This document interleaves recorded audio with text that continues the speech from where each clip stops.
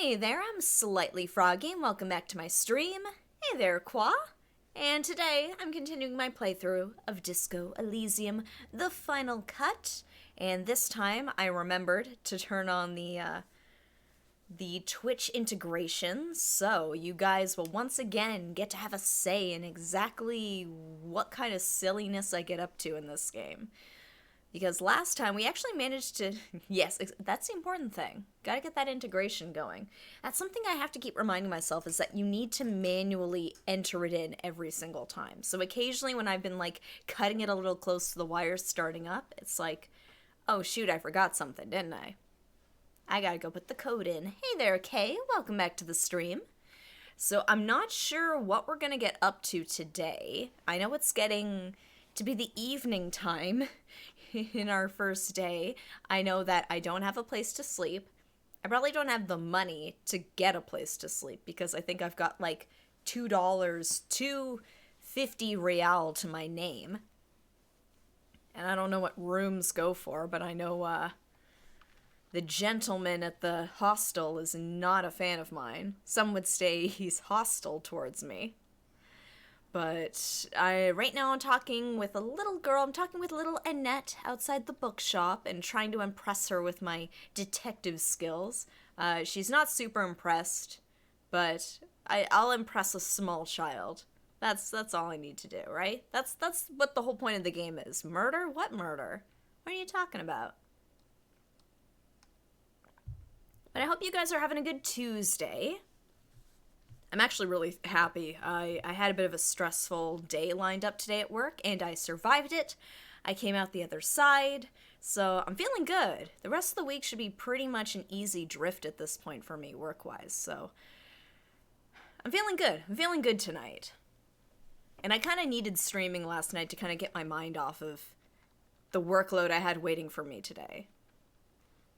Yeah, so I'm feeling good. I was a little stressed out about something, and I'm feeling better. Hey there, JJ. Welcome back. So we're going to give people just a couple of minutes to kind of filter in, and then we'll get back to our conversation with Annette, who is being kept away from school by her mother. Take your stress out on the people of this town now. You know what? A lot of them deserve it. We've got the racist lorry drivers. We've got the planted scabs, that one big guy who's just trying to cause trouble. We've got the guy on the bridge who I have no hope of ever beating. And we got like the drunk union worker who seems like a genuinely nice guy. He actually gave me money. I can't fault him for it. So we're kind of getting more of a lay of the land after spending a good chunk of the day hopelessly talking with Kuno. I would like to go back and like talk to him some more about the boots and all that, but some tells me he's not going to tell me too much. But I'll look around a little bit more first before going back to Kuno, the lovely little scamp that he is. Love Kuno. The one who's like, I don't give a fuck about labels, and then he's just like, check out my designer sweatpants. So I imagine we'll get to the point tonight where I'm gonna need a place to crash, and maybe, if Kim likes me enough, I can crash at his place, or maybe crash in his car. I need somewhere to sleep. I gave the key back to the dumpster. I can't sleep there.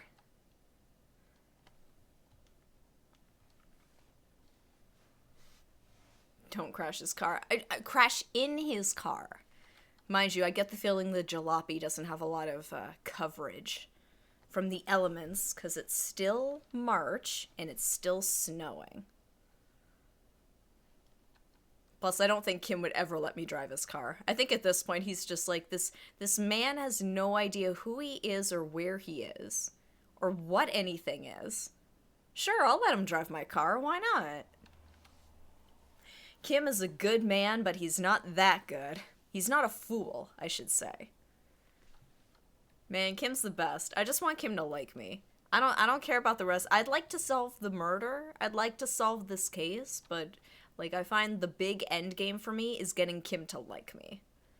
That is my biggest goal.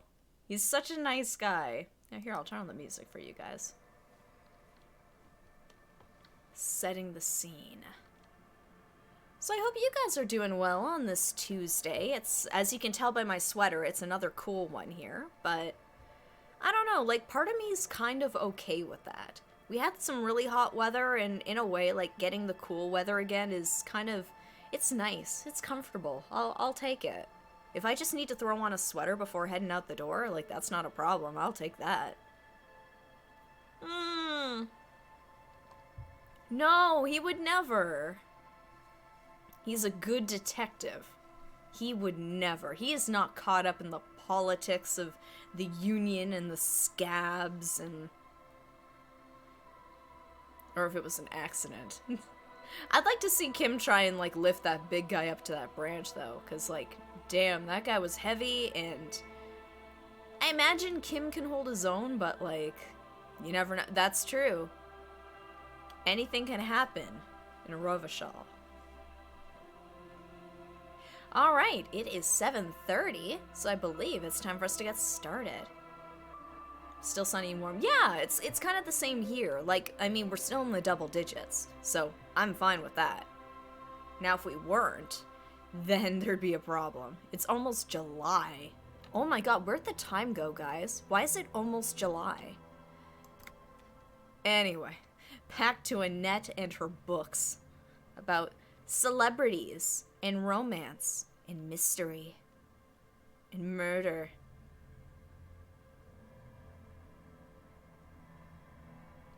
Pick dialogue options that begin with hold or wait to gain additional information before the conversation moves on. Yes. Hey, Annette. Hi, Ace Detective. Are you here for more books? What is romance? It's the type of book where there's a rich lady and she has to choose between the good man and the bad man. Yeah, that pretty much sums it up, doesn't it? She smiles at the thought, perhaps imagining herself in that situation.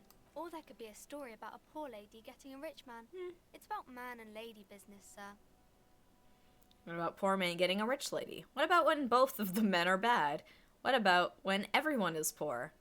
What about a book where the man and lady business doesn't work out at all? That's enough romance for me. I had other questions. You know what? I'll let you guys... Here, we'll start off with having you guys pick an option, because some of these are fun, and these could have some fun little options here. So I'll let you guys pick. What sort of romance books are we going to ask Annette about? Ooh.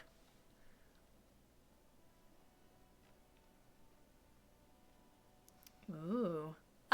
Ooh, okay. What about a book where the man and lady business doesn't work out at all? I haven't read many of those. Maybe you should ask Mum. Yeah, you think she has one about an excruciatingly painful breakup? I don't think it's a romance story if the main characters break up, though. She pauses, trying to figure out the appropriate answer. No, think about it. One where they plunge into a torrid spiral of pain and recrimination, only it's really long and drawn out, scarred for life, phantom limb. Oh, God.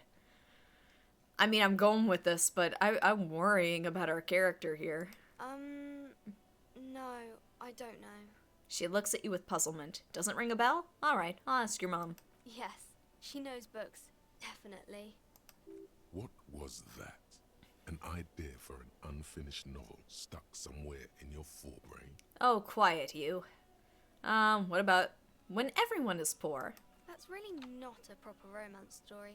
That's more like everyday life. Sometimes you have to write about real life things. Not in romance books, sir. These are about nice and pretty people, and everyone is happy in the end. Well, not everybody, because the lady has to pick between two men, so, like, one of them ends up unhappy, right? What about when both of the men are bad? These are not very common. You can't have a choice between bad and bad. Nobody wants to read a story like that. What if it's written really well? Well, maybe then it's fine. Maybe if the lady then decides not to pick either, because she doesn't need a bad man. Yes, that would be interesting. Man, she's a strong lady who don't need no man.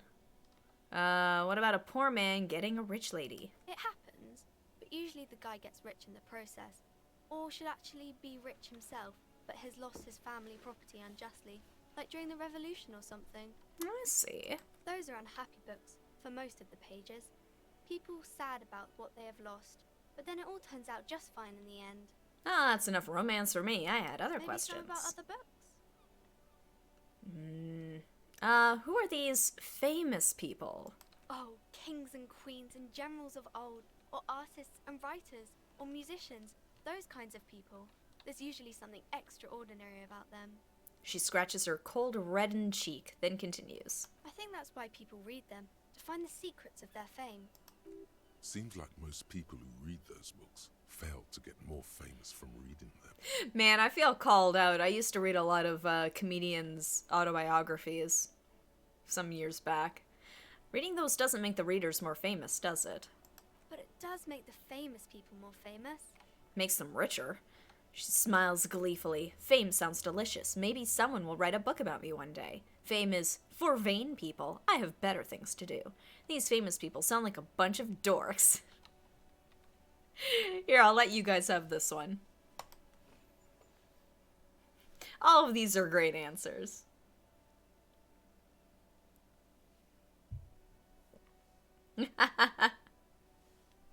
It's fun watching, like, the percentages go up and down. Alright. Well, it seems these famous people sound like a bunch of dorks. Annette's expression remains ever so helpful, but she Hey doesn't there, say Mischief. anything. Welcome back. I guess. No, I'm not knocking them. I've read a bunch of them. It's just, I felt like I was being called out a little bit, because it's just like, people read famous people's biographies because they hope that they'll get famous too. And it's like, maybe I just hope that they'll be funny because they're written by funny people? Maybe? Also, some of these people had very strange upbringings. Yeah, you heard me. Only losers waste their time with that garbage. Never mind. I literally had nothing else to say. I'm not, oh. Isn't that kind of a childish thing for a grown-up to say? Oh, no. I mean, she's right, but... When she grows up, and if she grows up to be clever, she'll discover there's no such thing as a grown-up. God, I mean, yeah, basically. Actually, so I'm not going to get off on too much of a tangent here, but my boyfriend and I were talking about that tonight because we were sitting and watching something where they were talking about, like, oh, it's just generation after generation of, like, man children who just aren't able to grow up, and that's why they keep remaking the same movies and TV shows over and over again, reliving the nostalgia. And we're sitting there watching it while eating, like, gummy bears and gummy worms, and it's just like, oh no, it's us. We're not adults, we're not grown up. Oh no. If you grow up to be clever, you'll discover there's no such thing as a grown-up. Okay, sir. She'll learn. She'll learn one day. Yeah. Like, there needs to be an adult present, and unfortunately, it's us. And it's like, oh no, I shouldn't be in charge of things. What are you talking about? She doesn't know what to make of that, but she'll remember it. Alright, we'll see you around, Annette. Let's go in the store. Let's go see Annette's mom and find out why she's not in school.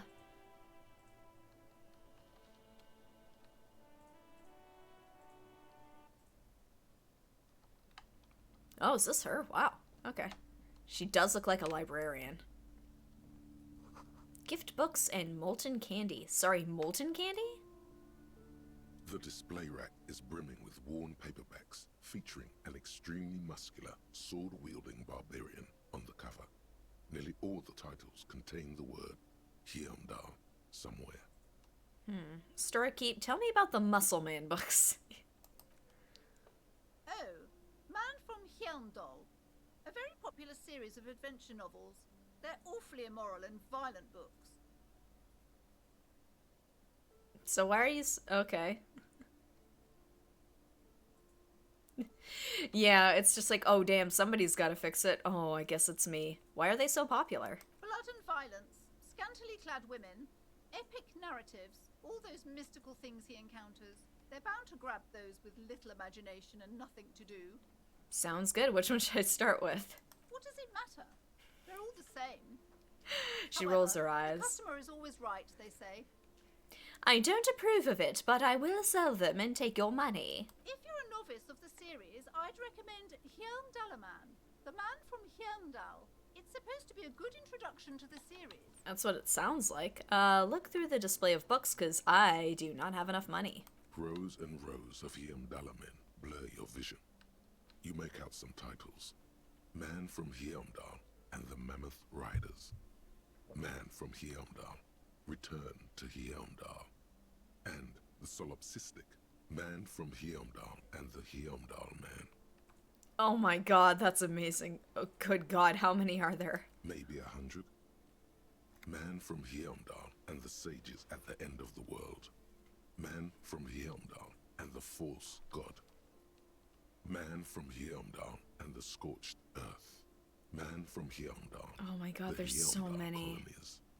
Man from Heimdall. Snow and the crabs. Swamp Beast. Man from Heimdall and the Snow Crabs. Is that all? Not even close. Man from Heimdall in Hell. Man from Heimdall and the Forest of Slaves. Oh, I feel so bad for this narrator. Man from Heimdall under the lake. Man from Heimdall. Heimdall burning. There's even The Trial of Death, a pastoral combat game book set in the world of Heimdallarman, and so much more. Wow, this is wildly popular. Pain Threshold? Do any of these books call out to me? Pain Threshold? I'm gonna give it a go. Come on. A twinge at the back of your head makes you flinch. Your eye starts twitching. Ow. Your hand reaches toward a book with glossy cover art of the very muscular man from Heimdall in chains, kneeling in front of a staircase leading to a throne. A woman sits on the throne, leering at the man. Is this pain or is this something else that my character is feeling? He's just like, oh no, I've discovered a new side of me. Between the throne and the Heimdallarman lies a bonfire, casting shadows on the wall. The shadow of the woman's headdress looks like a pair of devil horns. Oh boy. The title reads, Man from Heimdall and the Devil Woman. I wonder. Aren't all women devil women? No! Storekeep, this book is misogynistic. How can you peddle such filth? Interesting.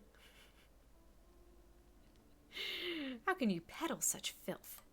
The entire series is also endearingly racist, if I may add. I'm sorry, what does endearingly racist mean? Is it like my mug? 'Cause I regret my mug. Oh, sirs, I know. This really isn't representative of our values, but the store has to cater to its customers. And what can I say? Most of my customers are just so racist. The display rack before you is burdened under piles of Man from Heimdall novels. I think I've had enough. Enough of the Heimdall Man chronicles there. Old sports magazines tucked away in a dark corner. This isn't going to be more of them, is it? Please tell me it's other small books. Mountain of colorful board game boxes. Okay. There are numerous types of games for all ages. A lot of shelf space seems to be taken up by Wirral-related merchandise. Storekeep, what board games do you have here? Wonderful board games, sir. The Viticulturist is a classic for sure, or perhaps you'd like Archipelagos of Insulinda, a very educational game for those interested in geography. Raubritter is a fun game of economic competition, but can get quite intense after a while. It's We Monopoly. have games for the whole family. You can play with your children. Look, oh no! Look at me. Who'd want to have children with me? No. Oh, I don't feel as if I have any kids. Yes, kids, friends, chicks. I have all those. Here, I'll let you guys pick this one.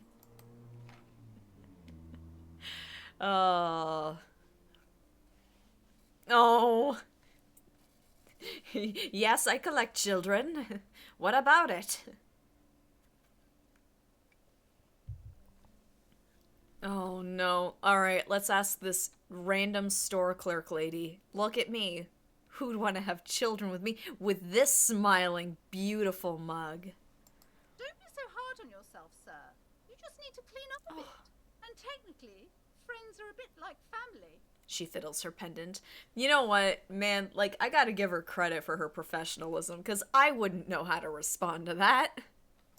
For playing with friends, I'd recommend Suzerainty. It's a civilization building game where you build a civilization, then set off to brutally colonize and repress other civilizations. It'll cost 12 real. You'd be surprised how far having 2 shoes will get you. Okay. So it's Risk. Oh, yeah? Oh, I do not have nearly enough money, but... Oh, that's cool, though. Oh, I want to play a game with Kim. So what are all these where-all things? Lousy auras there. No, role-playing games are popular among those types. You know, who are into those kind of things. Personally, I don't like it. Not at all. Oh, what is it, like the Devil's board game? I've heard they turn people into occult enthusiasts. That they have rituals where they try to summon entities. Highly immoral stuff. You can still buy them, though. She looks at the table, crossing her arms. Man, she just like screams like judgmental church lady energy. Look through the pile of where-all related items. An endless variety of source books, lore books, and codices litter the table. The topmost book is titled Welkin Compendium, 2nd edition. Hey, can I get some dice here as well, or do I have to buy like a pack? There's also a large hardbound tome with intricate cover art, The Hunters of Katawak, Boreal Creature Compendium, and a Pick Your Path adventure game book titled Tales of Wirral, Cavern of Velkrag. Books in a board game section? Who wants to read books? I don't know. I've got some friends that are really into Dungeons and Dragons that collect the massive tomes that go with them, the rule books. Anything really catches my eye? There's a box that says Wirral, 3rd edition Mega Setting Supplements Module. The side panel notes, a fantastic adventure board game. New maps and miniatures. Oh, The okay. sticker on it displays 25 real. Ooh, that's expensive. I will say that, like, for as much as I've played Dungeons and Dragons, and for as much as I like voice actors, for whatever reason, I never got into Critical Role. I never really sought it out. I know, like, a good chunk of the people who are involved, like, I'm familiar with their work and who they are. But just for whatever reason, I just never got around to it. I never got around to Critical Role, and some people are very, very dedicated to it. I'm trying to find the nice word. Well, I mean, yeah, if they're starting a short thing, I mean, why not? Because then at least it's not a big commitment. That price is steep. It But is. then it's the 3rd edition Mega Setting Supplement, so it makes sense. No, I can't afford any of those. Welcome to my stream where we peruse a bookstore. The book collects the national recipes of Arda. They are all about lake trout. Yum. No, like, I've just never actually sat down to listen to it, that's all. It's something that I figured I would be into, I never have gotten around to it.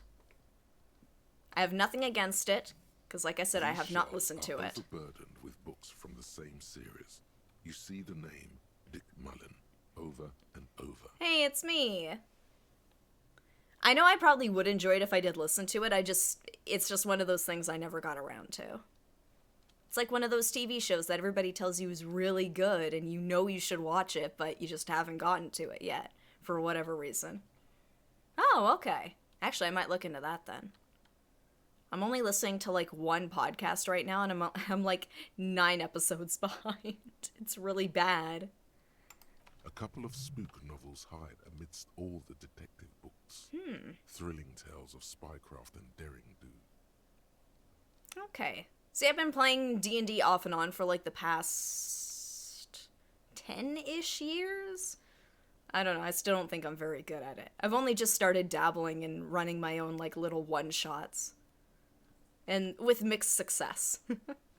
Anyway, this is not a D&D stream. We're playing Disco Elysium. A couple spook novels hidden amongst the detective books. Thrilling tales of spycraft and daring do. Storekeep, what's with all this crime fiction? Oh, crime, robberies, murders, even sexual crime. We're fortunate to have Dick Mullen and his stories to sort all that out. You're a police officer, apparently. Apparently. You should buy all of these. They really do teach a person how to be a proper detective. I know you've already got the job, but you should read this fictional book to find out how it's really done.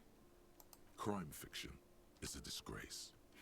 An asinine misrepresentation of the physical attributes of the arduous everyday work of actual police officers. Do you think these books actually talk about all the paperwork you gotta do? Yeah, right. These books greatly overstate the excitement of police work, glossing over how long it takes to actually follow up on leads and eliminate dead ends. What's more, they completely ignore the psychological hardships of year after year coming into contact with people during the worst days of their lives. That is a very good point, and tells me a lot about my character. Not a single mention of all the stress this work creates upon the officer's family. Detective fiction just doesn't tell the truth at all. Now, would you like a list of all the books found on the shelf? Yes. You see Dick Mullen on the job. Get Me Mullen. The Stalwart Adventures of Richard P. Mullen. Dick Mullen and the Murder in the Orchard. The Sordid Affair of Dick Mullen. A sordid affair. A killing is declared. Dick Mullen in the murder house. The final case of Dick Mullen. An obvious lie. Dick Mullen in the clock tower. The ordeals of Dick Mullen. Dauntless Dick. Dick Mullen's funeral pyre. I'm an The adult. murder of Dick Mullen. Dies? No, of course not. I just love this where it's like the final case of Dick Mullen, an obvious lie, because it's just like the author just wanted to move on to different things, but then the money stopped coming in. Ah, no, Dick Mullen in the clock tower. Oh no. Turns out he faked it to solve a case. Of course he did. Hey there, infamous god. Welcome back to the stream. Oh no. Are there any more? Yes, there's also The Dame Who Did It. Farewell, my Mullen. Faking death seems to be a common trope in the Mullen series. The morbid tales of Dick Mullen. A dark tide turns. I feel like Dick Mullen, every time he's like having an affair with a new woman, is just like, I'll just fake my death. That'll get rid of her. Oh, nice. Here, let me set the scene. Tragedy calls for Dick Mullen. Another one. with Another fake one? death. And, of course, Dick Mullen, the murderer. In order to catch a murderer, Dick Mullen must become the murderer. I have also watched Hannibal. After all this, you still haven't found the answer to the one question that matters. Who is Dick Mullen? Who is he? Your attempt to grasp at the answer fails. It seems very close by, pulsating just out of reach. Oh no. I need to put skill points into reaction speed to open this white check. Fine. I just love how it's just like, you'll get another chance, and it's just like, but you gotta upgrade your skills first. It's a tome of fascist magic. Rather candid. Fascist magic? Excuse me? You gotta look at it real quick. A quaint picture book brochure. Very colorful. The plaque on the shelf reads, Biographies Ah, of here they are. famous people. You see a large variety of names, none of which ring a bell. To be fair, my own name doesn't ring a bell. So what does that tell you? Storekeep, anything of note in this shelf?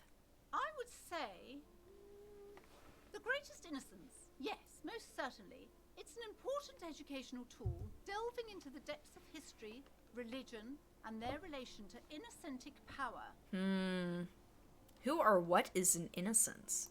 A very influential historical Oh, figure. maybe I am But famous. surely I don't have to tell you that. You're a law officer, and law officers have at least some education. Some would, unless beer kills brain cells. The book is also very daring.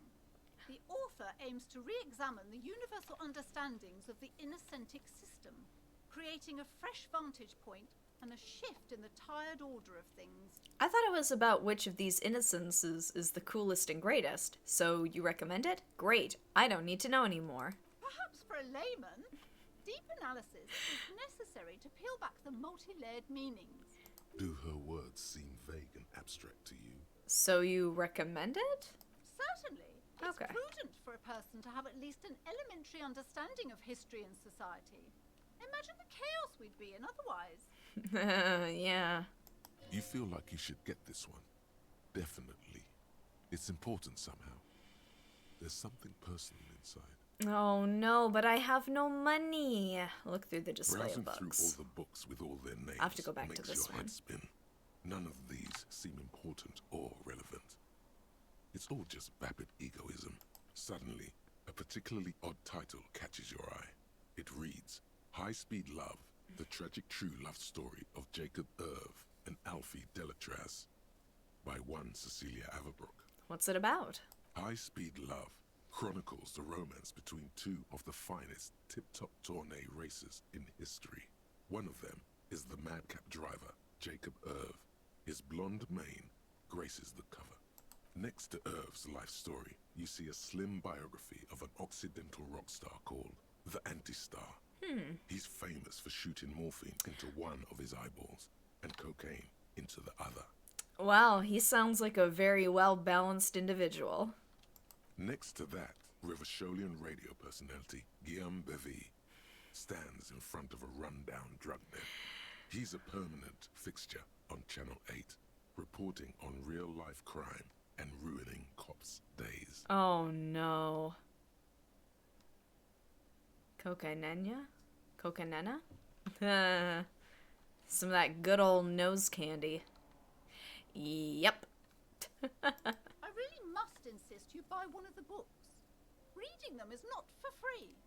Do still browse though, but not too long. I'll start charging you by the minute. I'm sorry, I did not mean to rush you. You are browsing. Go ahead. Take your time.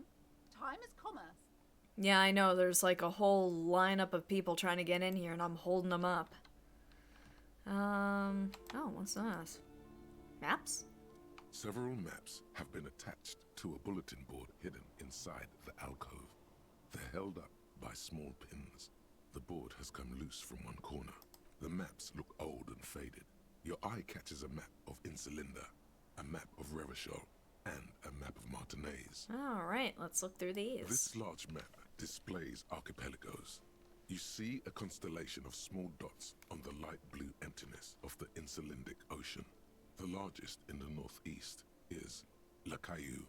You are here. Another, far away in the southwest, Seminese Islands, Ile de Fantôme. What else? Ozon, Laurentide, Fas a la Mer, Archipelagos, North Arcade Islands, all just specks of dust on the vastness of the Insulindic. On the edges of the map, the color fades into a blur of dotted lines, black and white. Like, I'm still trying to mentally piece together exactly what this universe looks like. That'd be nice, wouldn't it? Disintegrating into mathematics. Oh boy. In the northeast, a dust mite stands on the north coast of Caillou, in a bookstore. It's you. Squint first, can you see cities on the islands? You can, on Caillou, Revachol, a single black star, on Ozon, Fondelier, and Vilmandu, on Archipelagos, Croyan Moran, Villiers, on Seminine, Olduvai, and on Laurentide, Deora of the Seven Seas. Man, I am not gonna retain any of these, am I? 850 million people live on these little Wow. dots, an oceanic world of culture and commerce torn apart by history. Look at the edges. The ocean breaks apart into a tangle of cosines and azimuths, all pointing into pale nothingness. Windy is the north azimuth. Grad is the northeast azimuth. Samara is the east azimuth. Seo is the west azimuth. Isolas, they're called. Connections to other worlds. Words past the Insulindian, unknown to you.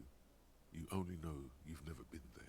You have little idea what they are. Oh. Distant stars. Dang, I Gods. failed an But encyclopedia looking at them check. makes you feel almost non-existent. Oh. Whatever they are, Oh, it was the impossible. Isolas are immeasurably large compared to you, and very, very far away. You're just a tiny speck of dust in the world. Perhaps they are gods. Gods of distance and outer dust. Alright, let's look at the Revachol map. The north coast of a verdant island is shattered by the delta of a river. It is the River Esperance. Countless bridges put the shards back together, connecting city blocks to river islands.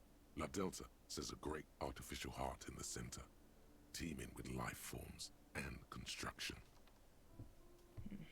To the east, rolling hillsides, Le Jardin, Stella Marie, the suburbs of Saint-Baptiste, swallowed up into the megacity. They sound rich to you. This is Revachol East. And west of the river? Houdon. It's somewhere to live. Not bad. Then there's Jamrock. It's bad. People shouldn't live there, but they do. Then Forberg. It's almost as bad, and much larger. Then Coal City. It's the worst. Sounds like a lovely place. And Martinet? It's so small you can't even see it on the map. No, wait. There it is. North of Jamrock. The strip of coast next to the Greater Revachol Industrial Harbour. It looks downright despondent. It's almost Coal City, to be honest. No, this is somewhere to be. This is all you have. But it's still something. Streets and sodium lights, the sky, the world. You're still alive. Let's look at the Martinet. It's not really a map. It's a tourist thing. Oh. A picture postcard with buildings on it, drawn from an isometric perspective. A date in the upper right corner says 48. So it's a couple years old. Still, it's detailed. Could be pretty useful for scouting ahead. You see the jagged boxes of an industrial harbour, even the whirling in rags there. Storekeep, can I buy these? I'm sorry, officer. The map of Martinez is the only one available. The other two are not for sale anymore. And besides, you could scarcely afford them. How do you know that? I could be rich, and I just like dressing like a hungover hobo. They're quite valuable, though they might not look it. The map of Martinez is 90 cents, though. Why is the one of Martinet so cheap? That old thing. It's an out-of-date map of a tourist location that never was nor came to be. From when some design studio people tried to spruce the place up 4 or 5 years ago. They also renovated the horse statue, set up those coin-operated viewers, and designed the new street lamps. The place does not look like a successful tourist trap, does it? No, it kind of looks like a dump. So what happened then? They didn't get that far, for some reason. A shame the project never got going. Would be nice if someone fixed Martinez up. All these ruins are bad for business. Ooh. Can try and steal it. It's 90 cents, but I don't really have a lot of money to throw around right now, so. Yeah, look at that real quick. No! Another boring book just discarded here. It's 58%, and if she catches me, I'm in trouble. This bookstore is not strictly about crime, romance, and biographies of famous people. There's also a wide range of paranatural literature. Ooh, the paranormal. Just investigating. Look through the shelf. Oh, whoops. Sir, please, no browsing in that We shop. are the police. That wisdom is not for free. I can't have you end up, like, opening a police store next door and stealing my customers. Oh no! Does she know? Okay, anyway, look through the shelf. Amidst the various books, you find one written by someone named Matthias W. Dundas. It's about wholeness, unity, balance. These three things are very important to the working class mind. The point of the book, and many others on this shelf, is to give people medicinal advice in situations where they don't have access to paid health services. How does that work? It serves platitudes, while also telling everyone that traditional medicine, the kind people don't have access to, and which costs more than this book, is garbage, and would only give you cancer anyway, without even curing your cold or anything. Oh my god. I hate when this game gets people so right. Wholeness, unity, balance, on the other hand, can basically take care of anything. Though it is important to note, when it's up to your mind to heal yourself, then it's because of your mind that you're ill in the first place. Does the book say anything else? The book features chapters on topics such as how to find magnesium. Ooh. It even lists plants you can harvest magnesium from. How to continue drinking if you're an alcoholic who has destroyed his liver. And This might be something I have to pick up. there's even a chapter on the ancient Seraïs tradition of using duck gallbladder preservatives to treat and prevent sexually transmitted diseases. Pre and post factum apply. Nothing worth buying. Nah, alright. I can sleep here with the books. Alright. Can I steal it? Do you think I can steal it without Kim noticing? Several maps have been. The maps look old and faded. Oh, Your boy. eye catches a map of Insulinda, a map of Revachol, Alright. and a map of Martinez. Oh, should I give it a try, guys? I'm just worried I'm gonna get into a lot of trouble if I do. I did. I just did a save.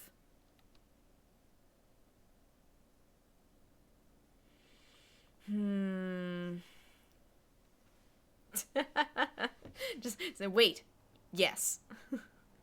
Commit the felony. Oh, God. Alright, let's see. Slowly, you move your hand. That's a toward the crit map failure. attached to the board before you even. Nah.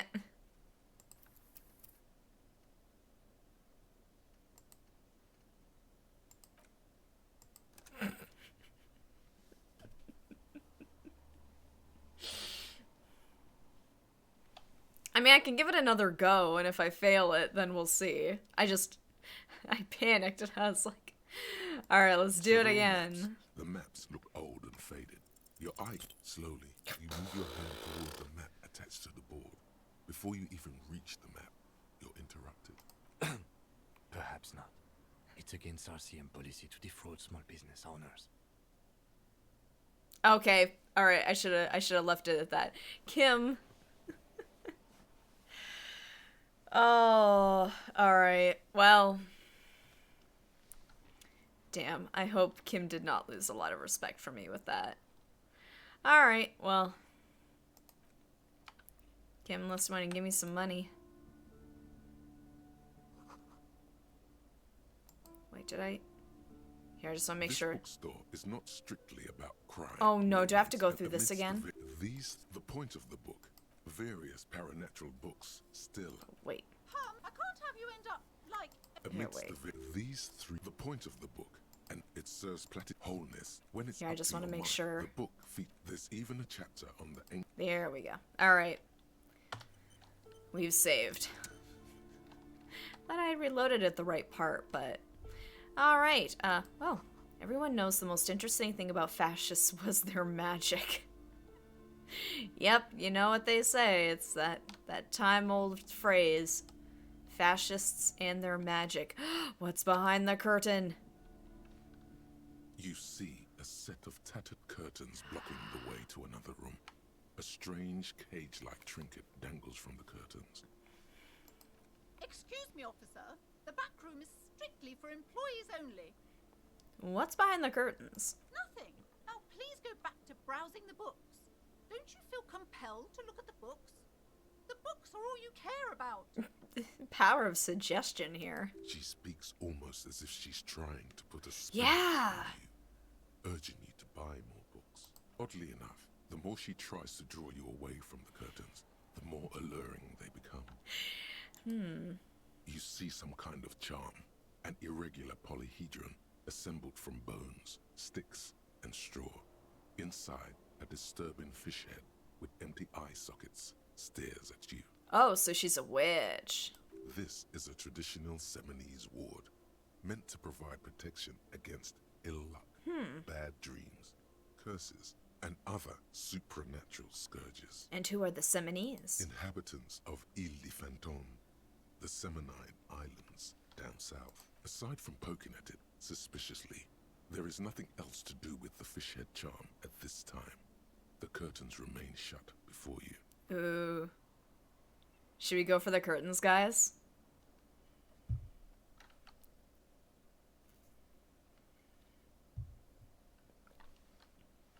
I feel like I'm already being a chaotic being at this point. I may as well. Just as you're about to pull apart the curtains, No. the petrified voice of the shop owner cries out once more. Sir, don't touch that. I told you it's off limits for the customers. It is curtains for me. Her hand is closed around her pendant, her fingers nervously playing with the talisman. Parapsychologically speaking, we're dumb if you decide to open them. I won't be held responsible for the consequences. It's too dangerous. She looks away, mumbling. Why is everyone always messing with the curtains? Why can't they just buy books like normal people? I already did do a save. Let's see, this is about the curse? That's what you're afraid of? Ma'am, this is different. I'm a police officer. I need to get in there. But I sense this place calling for me. I must investigate beyond the threshold. I don't care. You can't stop me. I'll open them. Alright, I'll think about it for a while. Parapsychologically speaking, we're done if you decide to open them.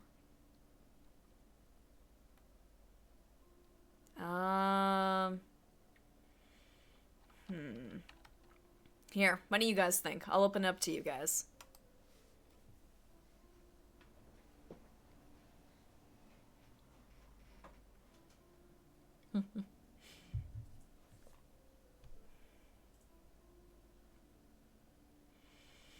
Alright, but I sense this place calling for me. I must investigate beyond the threshold. You do? My God, even more reasons not to mess with the curtains. Just step away, dear sir. Oh, I don't want Annette's mom to hate me, but at the same time, I want to... I'm a police officer. I need to get in there. Why? It's not like anyone was killed there. You don't know that. I don't know that. She stops abruptly as her hand flies over her mouth, baffled by her own bluntness. I'm sorry. I don't mean to be so impolite. Just please don't go there. I can't allow that. You'll only make things worse and unleash the powers. The curtains do seem frail suddenly, not robust enough to contain a slippery darkness. Ooh, this is about the curse. That's why you're afraid? No, it's just a storeroom for the employees. I told you. Now please step away from the curtains. She's almost begging you. Thank you. Let's just talk about this first, all right? There's no reason for you to venture into the unknown. Talking is always good. Go see what she has to say. The curtains, tattered with age and covered in dust, hang before you, as if taunting you. Here, I'm gonna talk to her first. And then maybe we'll see about tearing open those curtains with a quick save there. Just to see what happens. Welcome to Crime, Romance, and Biographies of Famous People. My name is Plaisance. She extends a greeting. Be welcome, and please take responsibility for the energy you bring into this space. Oh man, she's about like energies and auras. She's definitely a crystal collector. Before we go on, you seem to be well off enough. Can you give me some money? I feel there won't be an opportune moment to ask later. Sir, don't be ridiculous. I certainly will not give you money. I would be doing you a grave psychic disfavor. One has to earn one's success, even if one is a police officer. Handouts are nothing but manipulation. All they do is make you dependent. But I have no money. Certainly there are good things to be said about dependence. It would forge ties between us working people. Good practice for fighting our common enemy. You misunderstand me. I'm a powerful feudal lord. I demand tribute. This is about traditions. Damn, you're right. What kind of a business relationship would that kickstart? Excuse me, I don't even know why I said that. A lapse of professionalism that does not represent my values. Alright, I'm opening this up to you guys.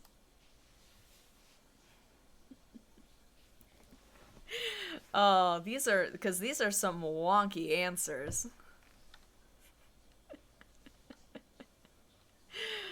Oh, well, I mean, the majority has spoken. You misunderstand me. I'm a powerful feudal lord. I demand tribute. This is about traditions. Now, hey there.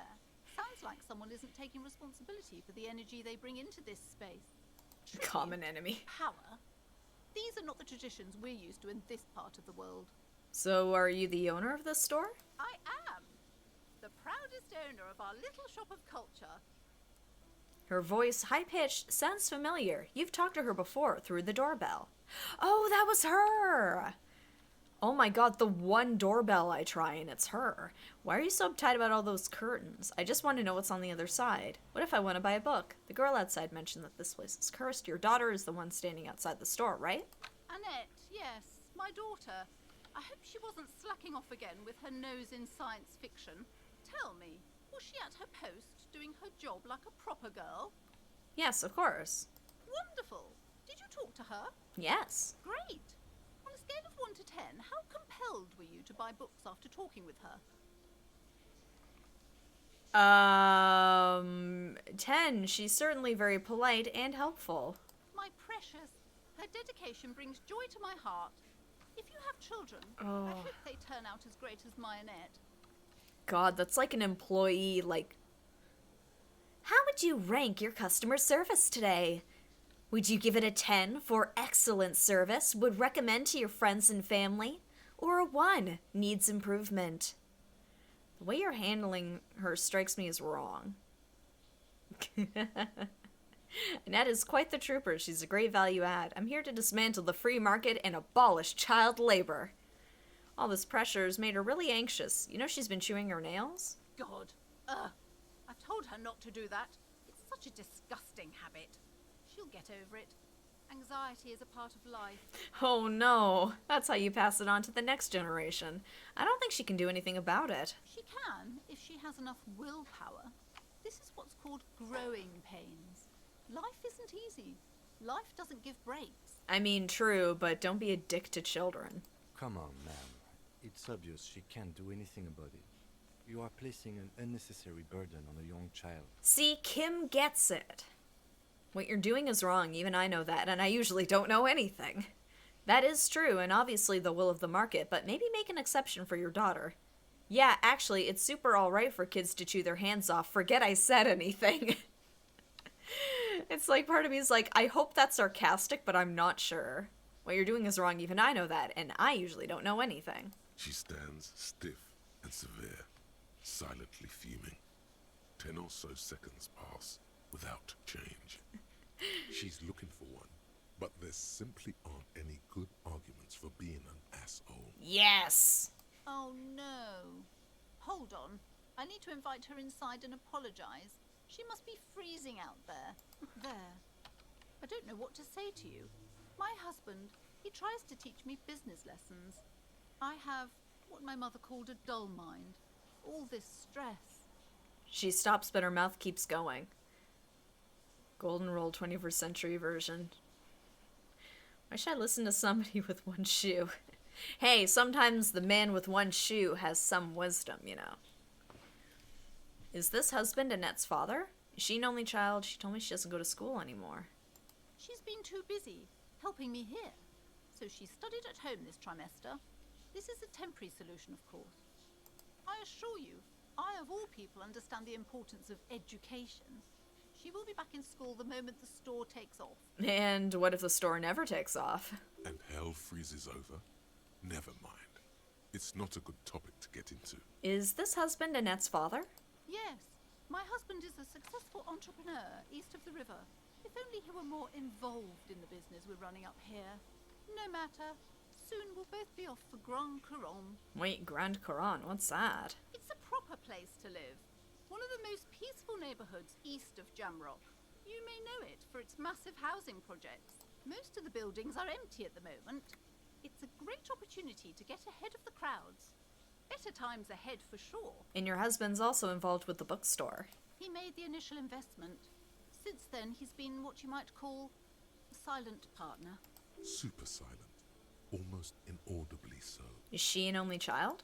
Yes, I'm afraid so. A real treat she is. It would be nice if she had... No, we couldn't have afforded more children, really. Not in this economy. A glimmer of sadness glints through the well-crafted exterior. Why not? We're quite busy people, you know, my husband and I. Quite busy. Children are a lot of work. You don't look like a father, so I don't expect you to understand. What? I could be a great dad. You don't know me. I'm sorry. I'm sure you do understand. Alright, I had something else in mind. The woman looks aloof. her features much softer. Okay, this is going Occasionally, well. she glances at her daughter's silhouette. I do as I say, not as I do. I'm that kind of dad. Why are you so uptight about all those curtains? I just want to know what's on the other side. I already told you. It's just a storage room for employees. I don't understand why it's so important to you. Just let it go, officer. Go buy some goddamn books. You're supposed to be drawn to the books. She recites it like it's a poem, or like she's playing a role she's grown tired of. Exactly, I'm not gonna let it go to waste. It's perfectly good rum dried on a table. Why are you still talking about books? Are you trying to put a spell on me? If it's just a storage room, then why does it have a Semini's ward protecting it? It's just a storage room, then it wouldn't hurt if I just peeked inside. It's not like it's cursed, right? The body's back there. No, we know where the body is. Then why is there a ward protecting it? It's just for decoration. She wavers under your gaze, mouth pressed into a tight-lipped smile, then something breaks. Okay, fine. It's just because this place is cursed, just like everyone said. They don't call it the doomed commercial area for nothing. Are you happy now, officer? Happy that you've ruined everything? She closes her eyes and starts mumbling something to her pendant. Host of hosts, she prays. Guard me and my honest business venture from the curse that lurks behind the curtains. How does this curse manifest itself? The curse is so much worse than you could imagine. It's a disease, eating at the very foundation. A shiver runs through the woman as she looks around the dimly lit store. It's the curse of financial distress, Oh boy. of ruin and bankruptcy. She peers at the curtains again. Okay, I'm a little confused. What does that mean?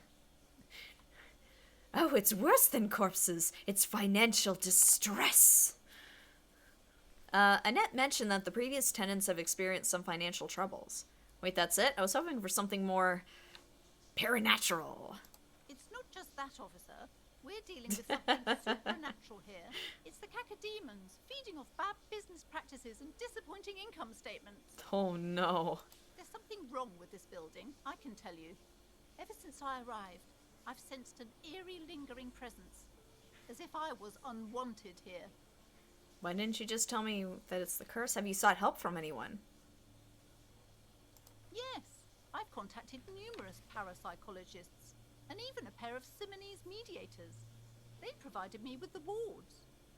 She nods at the strange cage-like trinket on the curtains. The wards help to keep the doom at bay and protect us against the darkness that lies further in the building. Even though now I fear it's not enough. Is your pendant part of the ward as well?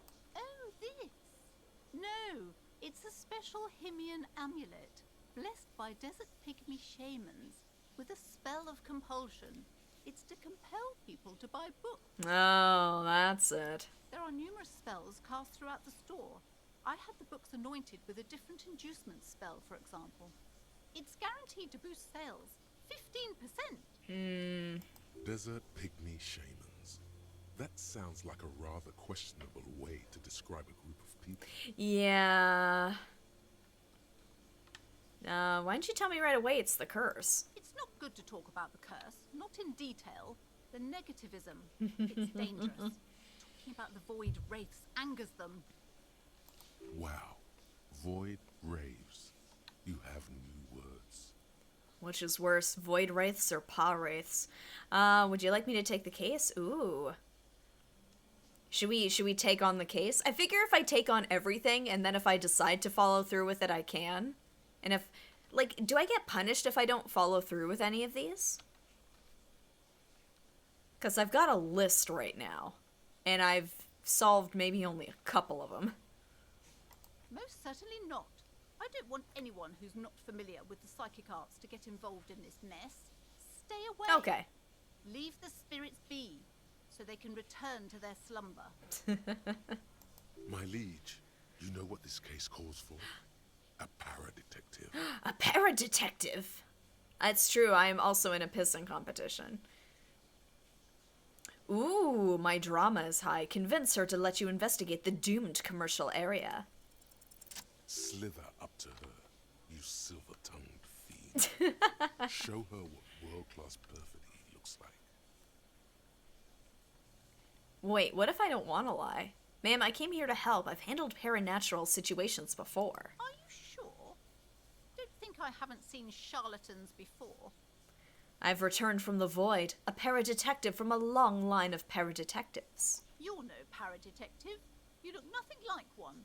And you're clearly a drinker. Pardon me for being so blunt, but... You look like one. Yeah. The lieutenant keeps his usual stony calm. He silently picks out his notebook. Kim's like, I don't know what this has to do with the case, but we're here. I admit I've had my share of drinks, but only because the spectral realm is parapsychologically taxing. You see, it's necessary to drink the spirits in order to contact the void. Here, I'll let you guys pick this one. Both of these are great answers, but I will let you pick. You need the spirits for the void, I guess.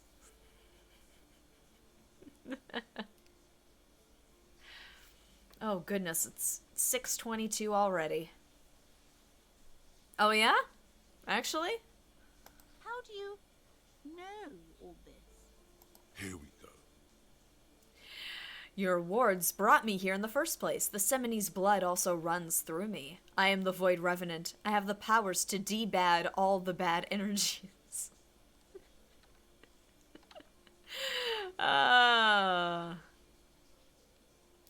no. Oh goodness. Here. I know we just did one, but I'll let you guys pick this one too. But both of these are good answers, but...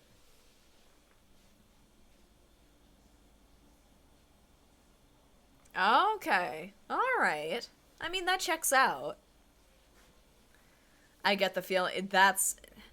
I'm gonna say that, but then she's definitely not gonna believe me. I should have realized. A pattern lies within the fabric.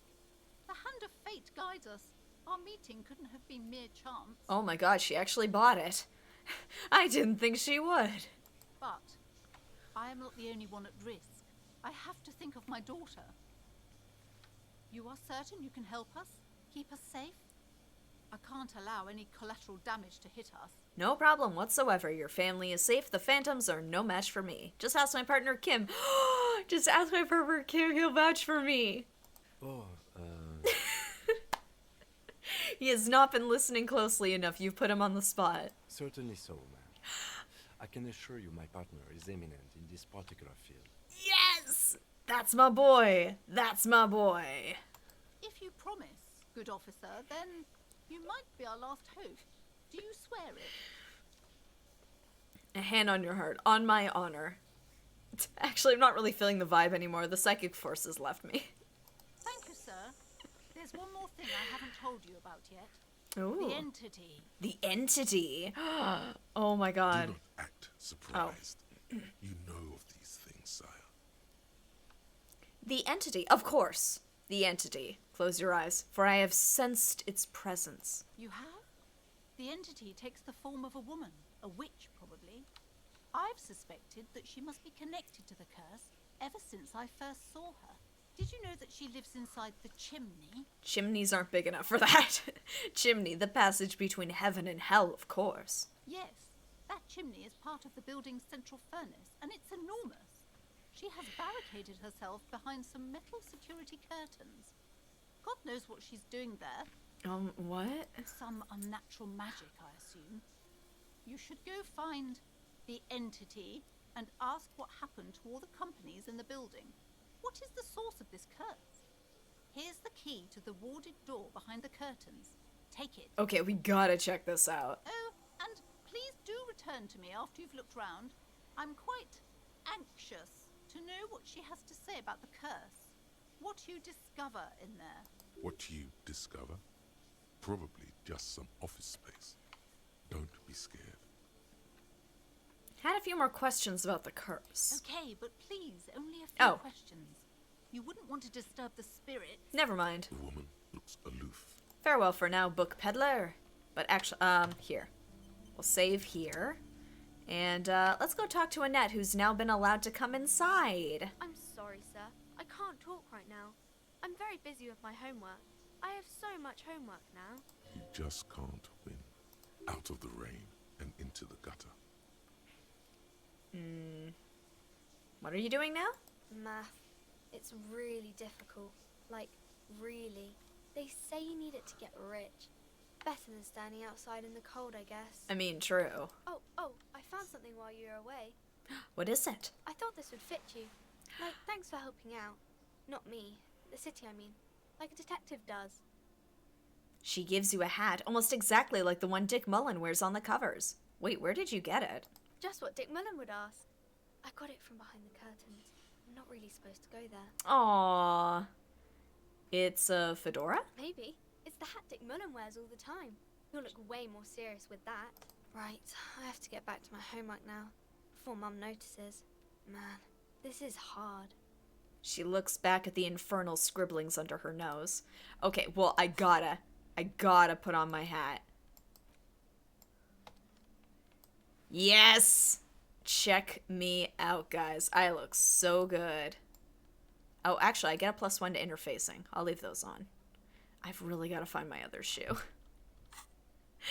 Alright, I'm saving. Because now, I've got a hat.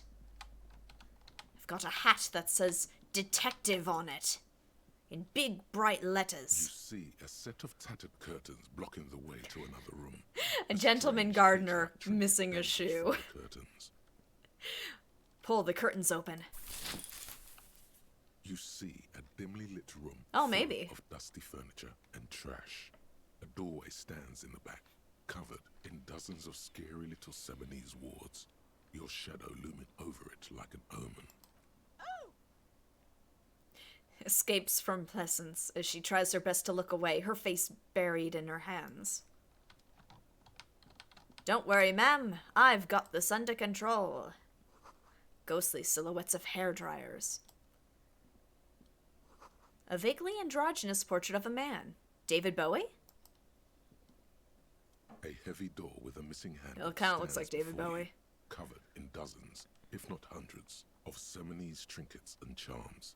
It appears to be locked. What? No, unlock the door with the key. After exerting some force, you manage to turn the key. It's eerily silent. The door slides slightly open, letting a draft of cold air into the room. Ooh. Ooh, do I want to go first, or do I want to try and convince Kim to go first? Here, I'll let you guys pick. Are we gonna be the hero and go in first, or are we just gonna push Kim in there? Am I the hero or the villain here? I honestly don't know.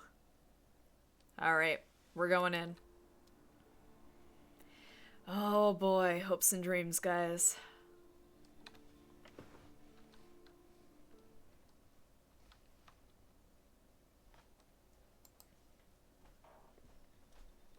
What is this place? The lieutenant stares at the dusty training equipment. It's an adventure. It's the netherworld beyond the veil. Looks like a gym to me. Yes, but no one's been here in ages. He draws a stripe on the dusty floor with his foot. I doubt the electricity still works. Good thing we have a flashlight on us. Yes. Don't forget to take it out of your bag before we move on. Some specks of dust shimmer in a faint beam of daylight falling from the window. Other than that, the room is dark. An eerie feeling rises in your chest. What if there's a reason why no one's been here for ages? Let's just keep going. I'm sure it's just regular abandoned house. Nothing mysterious here. Sounds good. Alright, here, I'm getting my, what's it, tools? Here we go. There we go. Oh. So actually, let me check some of these that I took on here. Search for the malignant entity. License says she lives inside a chimney. Find a way in. Oh boy. Alright. Sand is dripping from from a punch bag. The poster says, Citius Fortis, the rest is worn off. Smells like leather and sweat. Worn out wall bars. They look unsafe. Ghosts live here for sure. Oh, 100%. Hey, Kim, lift A this. barbell lies on the floor. The color has worn off its weight plates. Oh, this place is probably definitely haunted, but... It's 60 kilograms. Your triceps hum at the sight of these weights. Show the world what kind of beast it's dealing with. Lift them. Oh, I don't know if I can do that. The ghosts are super swole. There are no collars on the barbell. This is a safety hazard. Nope. Look, Kim, it's a trap. There are no collars on the barbell. You're right. The weight may fall off. Better not touch it then.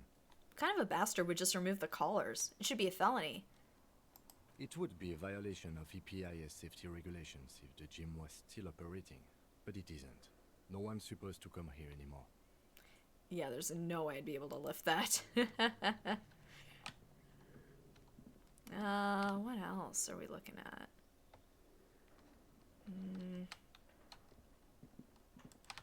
Hey, whoop, no, Kim. Yes? Oh, there's nothing else. Nah. Hey there, Olaf.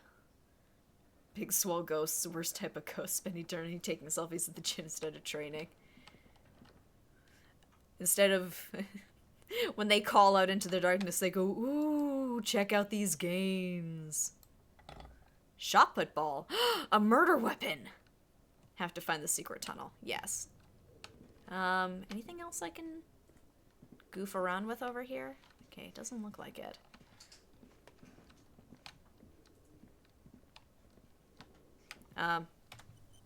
Here. They just scream as they slam the weights onto the floor. Oh. The hallway is blocked by old window panes and debris. Okay.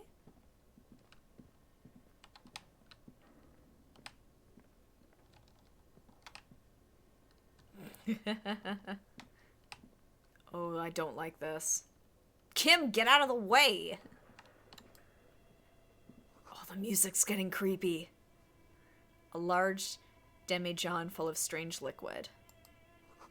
Wild animals stare at you in the dark, stuffed and mounted. Of course, there's always taxidermied animals in scary houses. Okay, there's nothing else I can click there. Oh, I don't like that! Oh, I don't like any of this. Airship rotors covered in spiderwebs. They remind you of blades. Guys, I really don't like this music. This is really creeping me out. Oh god, I hate this. Why is it always mannequins? Money! Thank god I came in here. Yeah, I know, this is a horror game all of a sudden. A naked mannequin torso. Yeah, let's go around this way. What's this? Blue velvet, soft to the touch, moth-bitten. Blue velvet! But where are the clothes it used to display? Why do I hear noises? Oh, what the hell is Your that? flashlight slides over an old green chalkboard covered in scribbles, sketches, and schemes, like some ancient cave mural. Some of the writing has faded with age, but you can still make out sections here and there. Photos and drawings have been pinned to Oh the god, board. it is the basement, isn't it? Cabin in the woods. Oh, no, I can't. Oh, I'm probably gonna crit fail that jump scare, aren't I? Inspect the drawings. These lithe, pointy-eared creatures appear to be different types of welkins. You make out autumnal candle welkins, casting wax-based magic. Translucent welkins, with organs shining under their skin. And even ether welkins, hailing from the vast emptiness of sidereal space. You should adopt one of those welkins as your persona. No longer a mere man, but a welkin. Is this how my character gets into kinning? Is this it? One Is of this the how this welkins, starts? towering among the rest, appears to be different, however. Ooh, examine the welkin. It's Vara Hamira, a high welkin, his face white and scarred like cracked marble. This is clearly a welkin supremacist. The note says, all non-welkin races will be purged. Whoa. I'm not welkin last I checked. Oh yeah! Oh god, yeah, it is nighttime, isn't it? The humans and even headless men, all of them, purged. Imagine a world filled only with Welkin, Green Welkin, Dread Welkin, and the High Welkin to rule them all. An inordinate amount of time has gone into drawing these little Welkin creatures. Why would anyone spend so much time on this? Who are these creatures? Who drew them? Are they real? I have so many questions. One of them is a Welkin supremacist. Well, this has been educational. Let's move on from the Welkins. Political commentary. That one has a great beard, too. The lieutenant nods at the Welkin's facial hair. He's like, man, that guy's got a great beard. What are these creatures? This looks like concept art for a project. It's not really real. Why would anyone spend so much time on this? Some people really like building a world, I think. Even if it's just for a game. That's a very self-aware statement to make. Disco Elysium programmers. Well, this has been educational. Let's move on from the Just look Welkins. at those details. So much effort. I mean, like, based on staring at it just here at the screen, it looks really good. Inspect the photo photos. collage depicts barren, icy landscapes wrapped in perpetual night. You see permafrost and glacial landforms, dead trees grown in under the snow. Entire oceans have been frozen from shore to shore. There are pictures of settlements on dried-up riverbeds, abandoned in a storm. Animal corpses in the dark, carcasses and bones. Okay. You see primitive oil rigs built into glaciers, boreal dvorg, yurts under the snow, great mammoth-like beasts of burden. A pinned postcard reads, "The heat death scenario. A desperate fight for geothermal energy engulfs the world as Wirral becomes untethered from its sun, drifting through the universe." Well, that's a lot. Inspect the schedule. This is a monthly calendar from the year 50.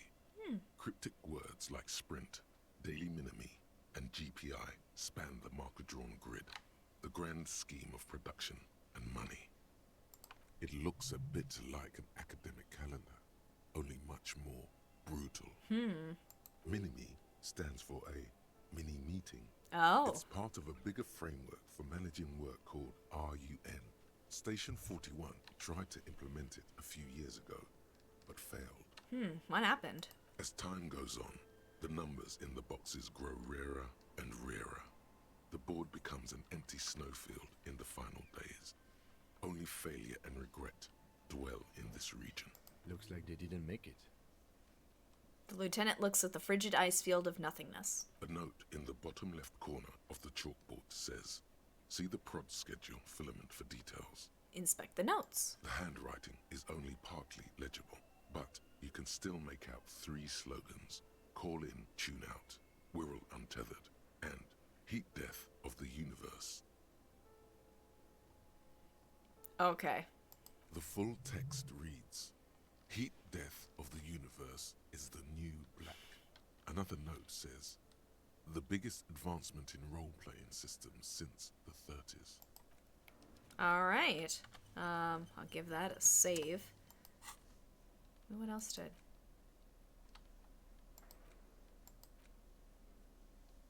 Oh, I could sell that, make some money. While used for playing shot put, a favorite pastime of elderly gentlemen. You feel like you should hold on to this and make good use of it. To sell such beautiful old school sports equipment would be a sin. Alright. One more save here for safety. And let's keep inspecting the weird, creepy place. This old fireplace is covered in lines drawn in blue and red marker. The mesh spreading over the stone like blood vessels on alabaster. Is it for skin. killing somebody? It looks ghostly and strangely ancient. The whole thing resembles Kadran mosaic tiles. Very pedantic. Hold on, how do I know what Kedron mosaic tiles are supposed to look like? History classes, students with their textbooks open, studying the roots of our civilization. Those aquarelle blue tiles looked beautiful in the sun. Oh, really? Interesting. So what am I looking at? Radio frequencies, it seems. UKV 123.6, UKV 123.7, UKV 123.9. Some written notes, too. Sparse and cryptic. But I have Kim. I don't need to talk to a shot put ball. Radio frequencies for what? Unclear. It looks like a cardiovascular system split into veins and capillaries. Very advanced. So we're dealing with something medical here. This must be an elaborate piece of art. Of course, narrow your eyes. The anatomy of the curse. Perhaps. The web is comprised of radio stations, all lead back to one red heart, titled the Game Master Frequency. A note says, this one can listen in on any station it wants. They must have had massive airwidth. These things don't come cheap. Wait, who's the game master? Someone very important. A conductor for the hundreds of story threads that pass through the Game Master's frequency. If it's a game, then who's playing? Whoever decides to call in to a call-in station, it looks like. Oh, interesting. A list of names under the stations suggests people across 6 Isolas would be playing. Muindi, Insulinda, Huh. Kotla, Grad, Samara, and even Ilmara.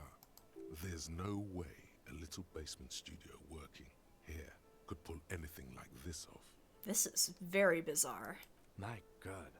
It's as if the less money they had, the more ambitious their project became. I feel like Kim is talking about another game at this point. The cost of airwidth alone must have been huge. Exactly. This schedule, I know doom when I see it. The company was running out of funding. What else? Nothing. It's just lines on marble. An echo from times long gone. No one has used the fireplace in ages. Okay, I was gonna say, I'm like, this feels like this is talking about something else. Something a bit more true to life, perhaps. Oh, what's that? This appears to be some kind of machine with a cube-shaped heart and a wired framework. The keyboard has a rectangular on-off button. A piece of paper still hangs from the printer. A radio computer. Just sitting here without anyone inside. He sounds surprised and a bit cautious. What he means is that these things cost money. Why would anyone just leave it behind? That's a good question. This is the Ream Civic radio computer, model RC5120, equipped with a Feld mainframe and a Ream-compatible printer. Do you think I should turn it on? We have one of these down at the station, but I never really learned how to use it. Alright, well, time to turn it on. The machine lights up like some prehistoric animal stirring from its slumber, revealing fluorescent play and print keys on the keyboard. The hatch on the machine's central compartment is wide open. Let's look inside the compartment. It's empty, like a beehive without its brood. Some cables have been left dangling, disconnected. This is where the memory should go. The lieutenant notes, observing the machine. Press play. Nothing happens. Something's missing. There's no tape in the player. Press print. Nothing happens. What happens if I press play again? Nothing happens. Something's missing. There's no... Okay. Thought it was like, just keep trying it, see what happens. Kim. Okay. What do you think is going on with that computer, chalkboard, and fireplace? Someone tried to exorcise the curse using technology. It looks like an undercover counterintelligence program. Just a failed business. The only question is, what the hell were they making? None of these feel right. It looks like an undercover counterintelligence program. No, that's not it. I think... The lieutenant takes a step back, steepling his hands. Like he's ready to lay out a fine theory, crafted together like a puzzle box. Tell me your theories, Kim. It looks like one of those popular pen and paper role-playing games. Only these people were trying to automate it, make it work on radio computers. How are they planning to do that? Has anyone ever done this before? And this was a role-playing game? What do you think happened to the company? I imagine we'll go through these. Through call-in stations. None of the players have to be physically present. Anyone in the world can participate in the game, as long as they have a two-way radio. Then there's the Game Master frequency that listens in on the smaller call-in stations. I think that was supposed to coordinate the stories, functioning as a master of ceremonies of sorts. Coordinating so many games would take a whole switchboard of people, possibly divided into sub-frequencies. Has anyone ever done this before? Not to my knowledge. They make automated games in Graz, Messina, Königstein. You know, places with industry. What? This isn't a place with industry? Not in Revachol West, among the ruins. Yeah. But I don't think anyone has attempted to create an inter-isolary game before. We just don't have the technology. Not yet. And this is a role-playing game. Indeed, those Welkins are a dead giveaway. Role-playing people love that stuff. The world looks like a modified version of the WiiWare board game, with hit death thrown in. Does Kib enjoy playing this version of D&D? Super cool. Someone should give them millions of real immediately. This game is too good to be left unfinished. I feel like that opinion is being influenced by the devs a bit. What do you think happened to the company? No idea. They stopped filling out the schedule on the chalkboard. Wow, conclude. Indeed, it's ambitious and untethered from reality, but The lieutenant tilts his head thinking, they were insane if they thought they could do this. It was just a play to cheat money out of their investors' pockets. The curse got them. I see no other explanation. The world is cold and lonely. This would keep it company. Let's finish it. Do we have any money? Let's give them more money so they can finish it and make it even bigger. I'm not sure what to say here, so I'll let you guys pick. What do you guys think?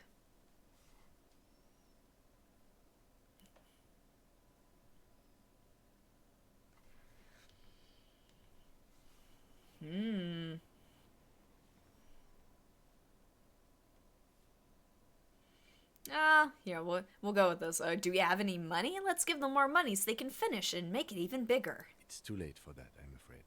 Half smile breaks out on his face. He looks around the derelict room. The pipes howl and a rat crosses the floor. Okay, let's keep moving. Okay. Anything else here? Scribbled across a notebook, developers of the most advanced RPG in the universe. Here, I'm gonna save that. Ooh, actually, I kind of want to check out this other part of the room first. Still in the creepy part of the room. Ooh, more money? Yes! Oh my god, I'm gonna be rolling in the Real by the end of this. Well, I've still got the money. Steel rotor blades bearing a Slipstream logo. Skis with Slipstream printed on the laminated top layer. Okay. Not much else going on here, but okay.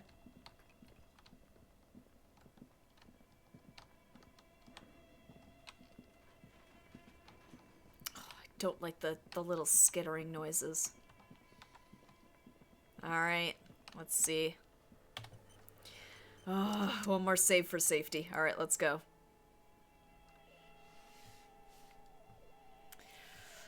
Oh, I hope I don't freak out and die. Oh. More money. Ooh, and magnesium. Very handy. I will take that. Oh, I don't like that. Wait, can I go this way? No, I guess not. I'm sorry, excuse me? Is that a bear fridge? Is that a... What the hell? You see a terrifying ice bear with a strange compartment in its belly. The door is covered in frost, and the bear's eyes are glowing red. Oh, this isn't unsettling at all. The bear looks oddly realistic. Is it taxidermy? What is this thing? It looks like a giant ice bear. The lieutenant doesn't answer. His eyes are glued to the animal. A sharp slice of light shines out from its mysterious belly door. Oh. Iceberg?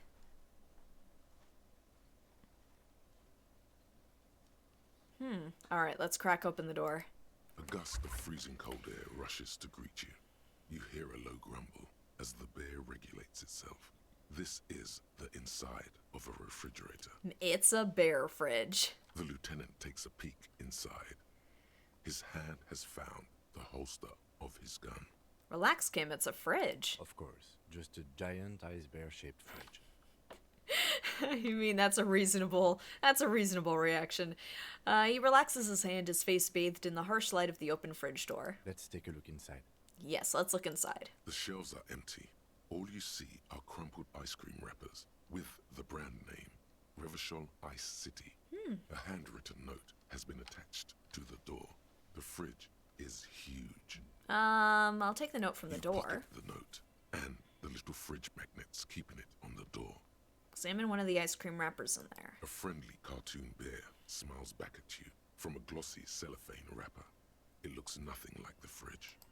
The paper still smells of vanilla and chocolate. Oh man, now I want some ice cream.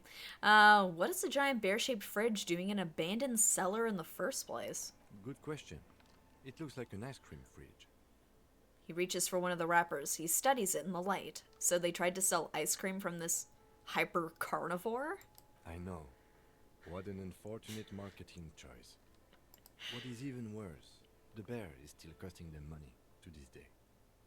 Lieutenant points at the red snaky cable running from the fridge. The fridge buzzes with energy. The electricity bill on this thing must be catastrophic. Oh, I wonder if that's the curse. Close the door. First, I want to look at this note. Oh, interactable. Here we go. The note is written with a blue pencil on a piece of lined office paper. The kitchen magnets have left spots on its surface. Aww. Does it say anything interesting? Man, if they don't pay their bills soon, they're gonna freeze their assets. Does it say anything interesting? He leans closer to read the crumpled note over your shoulder. This is tangential at best, but the lieutenant's detective instinct is still active. And damn it, we're just so nosy. Let's read that note. Someone has scribbled, S. I can't believe the off-site copy is still here. The illiterate ginger kid keeps stealing stuff from the studio, so I had to hide it somewhere safe. The off-site copy? You'll find the filament memory with the off-site copy in the frozen ice cream maker. Please take it home, ASAP. It's important. I'd do it myself if I lived in a civilized place with a freezer. Take care, Sully Swaff. I wonder who wrote that note. Who's the illiterate ginger kid? Do you have any idea where the frozen ice cream maker could be? Looks like someone from that radio game company upstairs. I'm a little surprised they just left their property lying here. Maybe they had to leave in a hurry. Maybe it's because of the entity. That's a plausible hypothesis. Remind me again, what's a filament memory? It belongs inside a radio computer, storing its memory. It's like a tape. You listen to disco tapes, right? It's like one of your disco tapes, only for a computer. Who's the illiterate ginger kid? Really? You don't have a single guess? You mean Kuno? Oh, I'm sure that child would love to get his hands on a filament memory. Even if he doesn't know what to do with it, he'd probably try to pawn it for speed, based on our encounter. Do you have any idea where the frozen ice cream maker could be? I don't know. I assume it's somewhere close to the ice bear fridge. Yeah, it's probably around here somewhere. Alright, let's put the note away. So wow, Kuno might be connected to this. Oh, is this it? An ice cream maker defrosted and unplugged. What the? The flashlight casts a strange shadow. There's a hidden doorway here. Ooh. I want to look around the rest of the area a bit more first. Okay, nothing there. Come on. Frozen ice cream maker that's still running. Ooh. Said it's in there, right? This orange machine is buzzing like an old submarine. It has a hand-cranked ice cream churner on top and an electric freezer that appears to be frozen shut. Let's try to crack open You the lid. slip your fingers under the frozen lid, but the ice is too cold for Oh. you to get a good grip. We have a pry bar. Would come in handy here. No, this is going to need something else. Some kind of super pry bar. Don't even try to open it with a regular pry bar. You're just wasting your time. Okay. If you want to try again, then you need to have the pry bar in your hand, detective. Equip the pry bar by going to the tool. Yes, I'm... You only just told me about the pry bar. Here. There we go. This orange machine is Oh, buzzing like no. an old submarine. It has a hand-cranked ice cream churner on top and an electric freezer that appears to be frozen shut. Okay, so I can't do anything with that here. I just want to try quick saving before I try turning the This crank on orange this. machine, turning the crank feels oddly satisfying, like stirring your childhood dreams. In the distance, you hear water dripping. Oh, there's not too much I can do about that. Yeah, then I'll put away the pry bar then. I do not need it.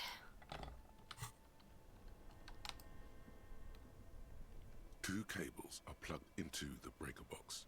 The red one leads to the ice bear fridge, and the black one to the ice cream maker nearby.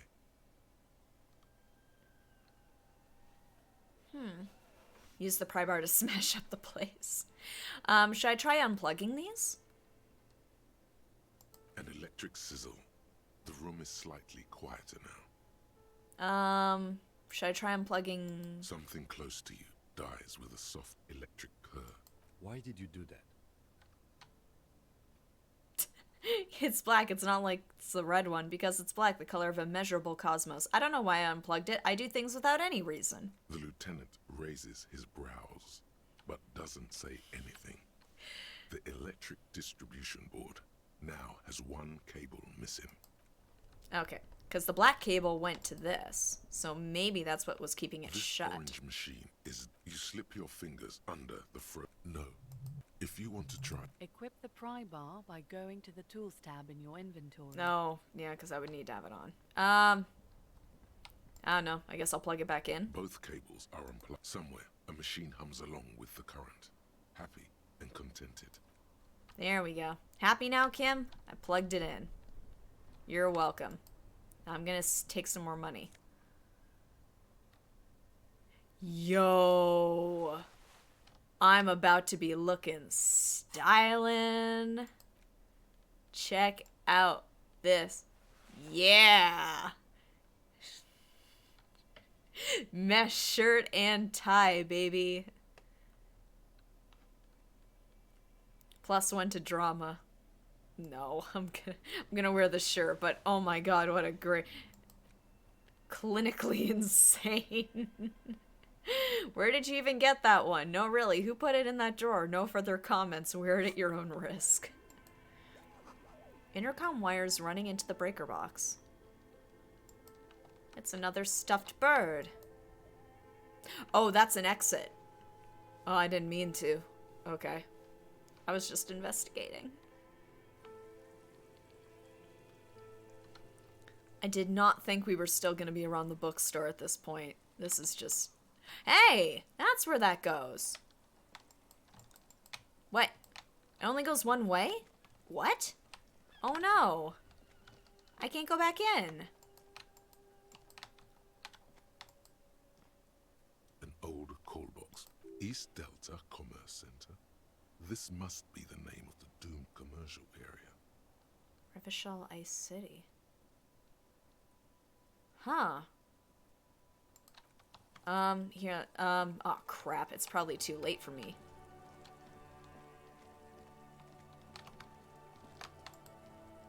Okay, good, I can go back in. Oh boy. Oh. Alright, sorry guys, we gotta backtrack a little bit here. I didn't realize it would do that. Alright, let's try this again. Yeah, it was super weird. Looks like Guillaume Le Million, that hair poster. Like, it was weird. It wasn't giving me anything to go back inside. Okay. Oh, really? Oh, well. It's all good. I'm just navigating. Oh. Don't give me random auto-saves. It's just gonna scare me. Looks like someone tried to reconceptualize their business here. I don't get it. Look, Yeah, the true. skis and rotorblades both bear the same Slipstream logo. It seems likely that they started out making one, failed to turn a profit, and then pivoted to producing the other. Yeah, don't tell Gonta about the bugs, but yep, they just needed more money. The question is, which did they start with, and why did they what did they pivot to? A strange leap of imagination, and yet they still failed. How sad. That's just speculation. We don't know anything for sure. Okay, there's skis and rotor blades. So I'm thinking rotor blades, then skis. That's a good question. What a strange leap of imagination, and yet they still failed. How sad. Reality is ruthless. It truly is. Alright, so nothing else here. Okay, Kim, you're in my way, buddy. I love you, but you're in my way. Alright. Now I have to be careful not to go through doors, or just load the save if it does it again.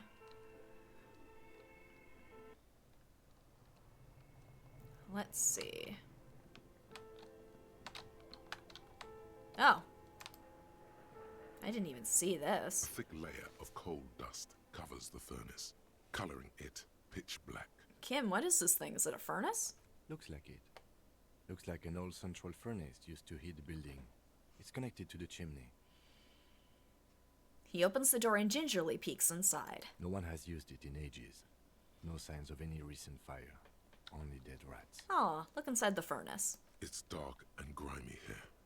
In the darkness you can hear chatter. It's coming from above. A voice, or several voices, talking to each other. Near the smoke chamber, upstairs, the echo is so prominent. It's impossible to discern what the voices are saying, or what's producing them. What are you doing? Interesting. The lieutenant asks when he sees you climb halfway inside the furnace. I'm hallucinating, or maybe it's the entity. I hear the murderer of the hanged man talking. I'm not sure, Kim, but I think I can hear someone talking upstairs. Wait. That's really? true. Yet. We should investigate. See if someone's upstairs. Maybe it's a malignant entity. She said it lives in a chimney. You're right. The rooms do look like they're connected. But malignant entities don't exist. At Aw. least not the supernatural kind. Ye of little faith, Kim. Always has to be the skeptic, this man.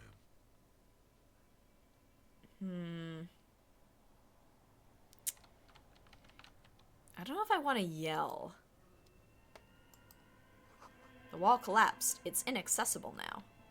Okay, so we do want to get upstairs in some way. Here, we'll check out this entrance here. Well, Kim, buddy. Or how do I get in there? Here we go. 2 rusty rifles are hidden above the piping. They look inoperable. Someone has stuck some busted guns beneath the ceiling. Oh, I don't like this. Can I get a gun here? A few bricks have fallen off, revealing a compartment behind the wall. It's too dark to see in. There is, yes. And there also appears to be something inside the hole. Interesting. Do you want to take a look? Okay, I do. Your hand reaches deep into darkness and spiderwebs. Rummaging around, you find rusty rifles hidden away. Rifles, Kim. Are these any good? Most of them are rusty and Yeah. inoperable, like the rest. But one catches your eye. A bolt-action model with a fine wood stock, in better cosmetic order than the others. Yeah, just shove your hand in there, see what happens. This one looks nice. That's a rare sight. Seems to no longer be functional, but still a beautiful thing in its own way.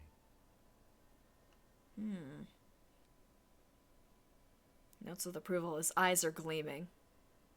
Where are we? Seems like an old bunker from the Revolutionary period. Yes, I finally have a Look at all weapon. those rifles. Must be an old weapons cache. What does this mean, a rifle here? It means there are firearms. Oh, awaiting no. approval, still lying around in Martinez. It's an interesting coincidence, I would say. Might come in useful in the future. He likes this find. It's mine. I don't deserve to be a cop. Alright, let's take a look at this. $3.90. That's not a lot. Broken Bell Margrave. Magrave. Aegis Pass, 4-shot bolt-action military rifle with a wooden frame. I mean, it's not wrong. I'm not a good cop. I'm not. Alrighty. So, went over this way. Anything over here? Ooh, money. Yeah, baby. Man, look at all this money I've got now. A cellar window. People's feet shuffling by on the street. Alright. What else?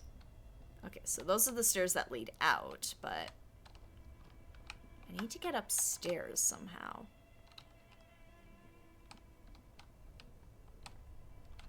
I don't know, is there anything else around here I can really investigate, or is this pretty much it? I thought there was another thing I could go outside of.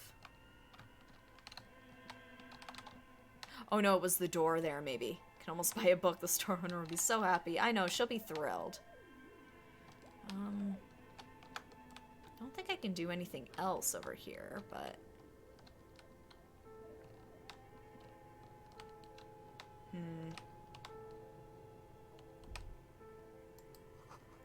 The wind howls in from the coal chute above. Okay, because I came in from that direction.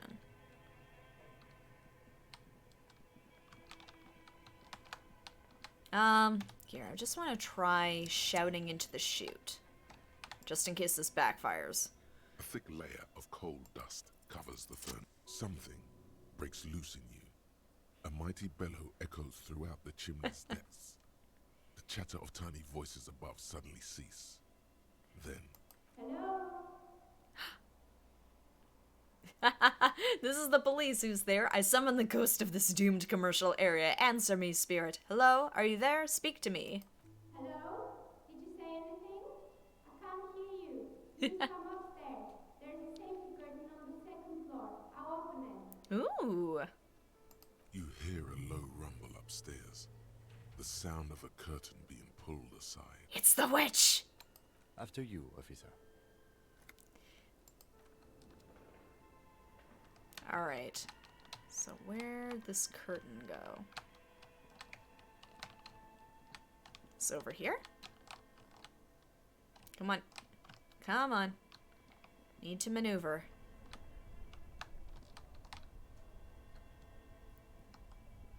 Okay,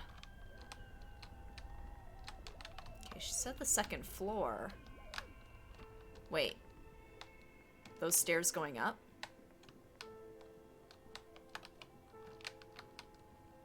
Yeah, it's going up. Okay. Alright, let's see. Come on. Oh.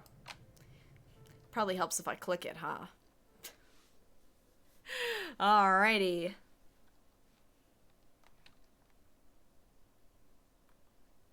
We're gonna go speak to a witch, guys. I don't know where this curtain is.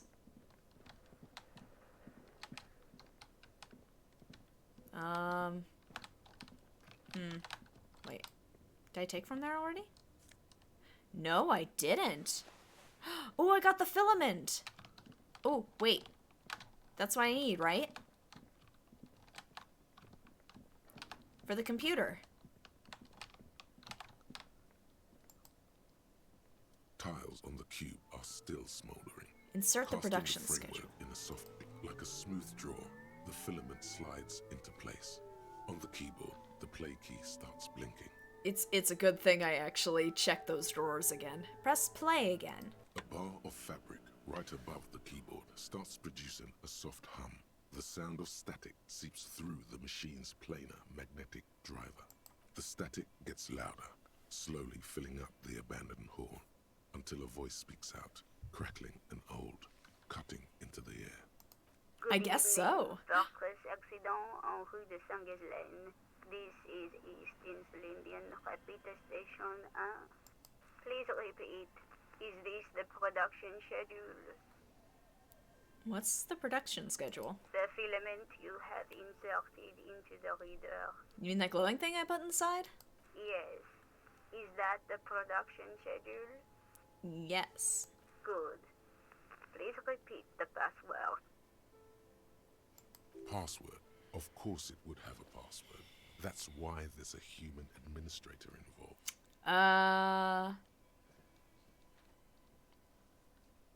Swordfish, always. Can you give me a hint? No. A hint system is not part of the protocol for repeater stations.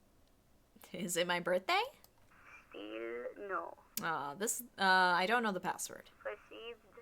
I will register this login attempt. Don't worry. Passwords have a way of turning Oh. up sooner or later. Fortress accident.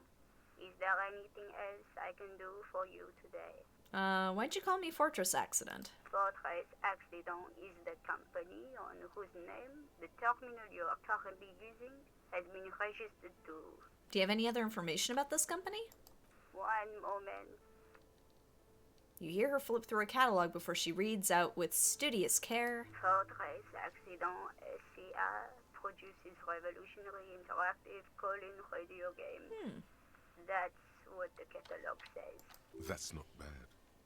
Wow, so conceptual. She hums. Yeah, I know, right? And what's that, this interactive call-in radio game? Any other questions? You hear her ask when the connection finally improves. Oh, I didn't get to hear the answer. What, are you a machine or are you alive? Yes, I am alive. I am 74 years old. Oh my god. My name is Yvonne. Oh, Yvonne, you are an angel. She repeats passwords. Programming people are all paranoid. Yvonne, my partner tells me that you're here because radio computer guys are all paranoid. Okay, but where are you? How'd you know where I am? I work as a repeater at the East Insulindian Repeater Station. It's my job to know where you are, Fortress Accident. As for me, well, I am sitting in my cubicle, surrounded by a wall of radios. Oh my. Now, please tell me if there's anything else I can do, Fortress Accident. Thank you, and goodbye.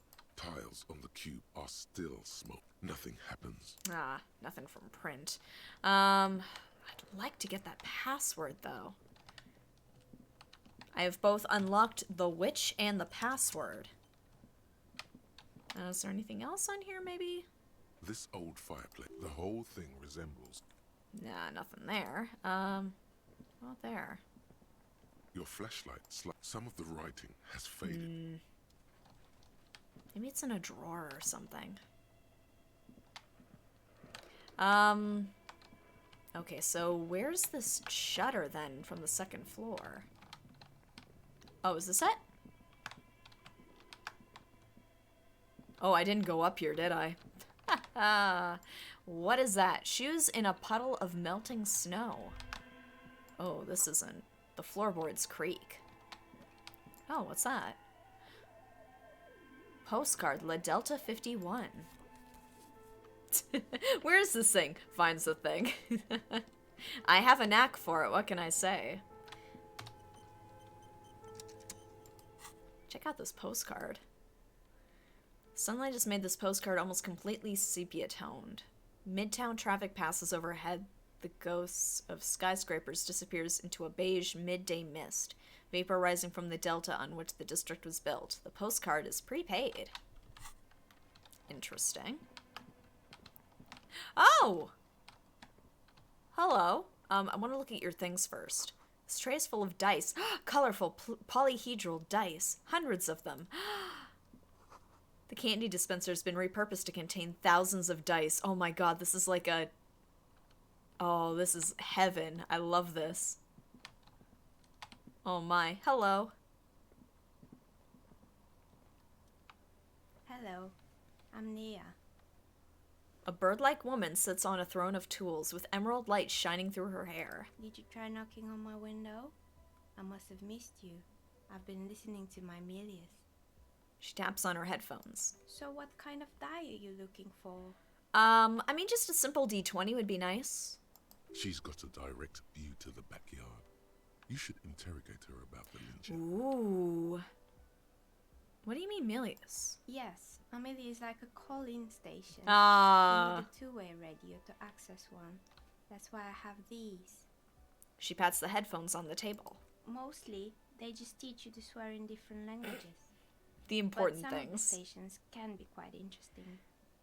I was so absorbed, I must have missed you knocking. Well, don't worry, because I didn't knock, because I didn't even know this was here. You must have me confused with someone else. I haven't knocked on your window. Then how did you get inside? By the south entrance? You know what? It doesn't even matter. What matters is that you're finally here. Let's talk dice. Did you have something specific in mind? Why are you asking me about dice? I'm a novelty dice maker. Tell me the name of your role-playing system and I'll make the die you need. That's why you're here, yes? That is such a niche job. I love it. Role-playing games? You know the one made by Fortress Yes, Accident. please. Does that count?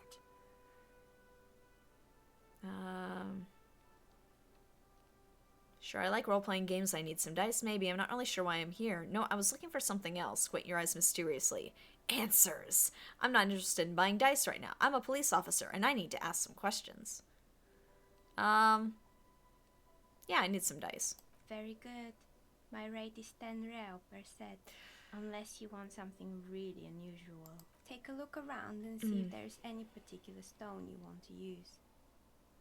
The walls around her are covered with rows of precious stones and minerals. It almost looks as if the stones and dice are a natural part of the room, growing out of the shells like stalagmites.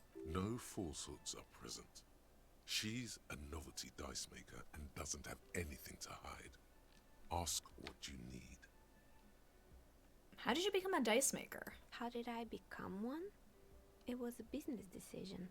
I was a regular jeweler at first, but that's an unfocused field with too much competition. I'm the only dice maker in town. Some of my friends were role players. They asked me to make some polyhedral dice out of cobalt. That was my first order. I grew it from there. Do you like role-playing games yourself? Not especially. I like working with rare materials and a steady pay. And role players as customers? They're nice people. Some of those nice people have big bucks to spend on novelty items. Yes. A friend of mine actually just bought some metal dice some months back. And it's just like some of those dice go for like insane dollar amounts. No, I don't have enough money for dice. What do you know about the man who was, where are we anyway? What is this place? We're inside the chimney of an old central furnace. It's strange, I know. She looks at the ruddy bricks that make up the walls. Even though they've been repainted, there are still signs of coal-black soot here and there.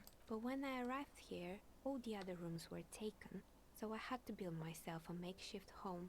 Besides, I don't really have to pay any rent here, so that's a plus. Follow-up question. Do you have a couch I can crash on? Creative. The lieutenant looks around the spacious room, its ceiling fading into shadows above. When she arrived here, there was no room anywhere else. She must have known the other businesses. Do you know what happened to the other tenants? Everyone else is gone. More or less. Are you interested in anyone specific? Oh, quite a lot of them spring to mind.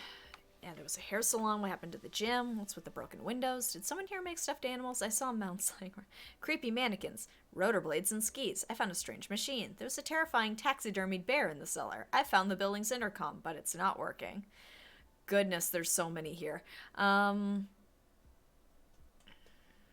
Let's work our way. Let's talk about the bear. Oh boy, the fabled Revachol ICT. You're in for a treat here. She smiles and leans closer, hands on her knees like a stand-up comedian ready to tell a story. Oh, you know it's gonna be good. The place was owned by two guys who had some rather innovative ideas about marketing. The bear was one of them. Now ask me about their other ideas. Indeed. What were the other ideas? What are the other ideas? There was really just one. And it involved picking out the prettiest girls in the neighborhood and paying them 20 cents per hour to man the booth. Okay. And by man the booth, I mean, slumped behind the counter with a face that could maim you if you ever dared to disturb their bored magazine browsing. She leans back, disapproving. Sounds like she really doesn't know how to be a female ally. I mean, yeah. Fritta does the same thing. Yep. I know a girl just like that. She works in Fritta as a cashier, and she's not particularly friendly. You should learn how to support other women, not bring them down. I mean, what they expect, 20 cents per hour is dog's pay. I'm surprised they showed up to work at all. That's an award-winning idea. How else do you choose people around you? I don't have an opinion on employing teens. I just want to know, did it work out for the business? Yeah. Employing silky teenage girls is a widespread practice, yes. Unfortunately, they always come in packs. I'm talking about acne-ridden girlfriends and gorilla-like boyfriends loitering near the shop. At least that's what happened with Ravishall ICT. And they already had the bear. She closes her eyes as if remembering something painful. What about the bear? The bear. She repeats, pressing her thumbs into her temples like trying to suppress a headache. It didn't work out? Of course not. The bear was terrifying. What? No one wants ice cream guarded by a hostile apex predator. To make matters worse, the fridge didn't work too well either, and half the ice cream came out malformed and partially melted. Oh. Eventually, Ravishall ICT lost the price war to its rival, Class A 5000. Class A 5000 sold caramel sundaes for only 5 cents apiece, out of regular fridges. It's the market doing its job. I'm sure the bear was doing its best. The bear was scary. Every time I saw that bear, I felt scared, like it could become alive at any moment now. I killed the bear. You unplugged it. You did what? She rolls her swivel chair an inch closer to you, unsure whether she heard you right. I had to kill the bear to become the bear. I murdered it with my own bare hands. I laid it to rest. It's my trophy now. I unplugged the fridge to help Revachol Ice City cut their losses. Let's go to a vote. I haven't given you guys a vote for a little bit, and all of these answers are wonderful.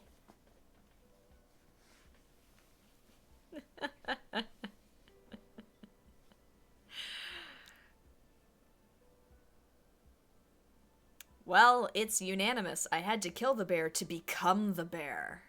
I can see. She nods, eyeing you up and down. The taxidermist who made it said it was his vision beast.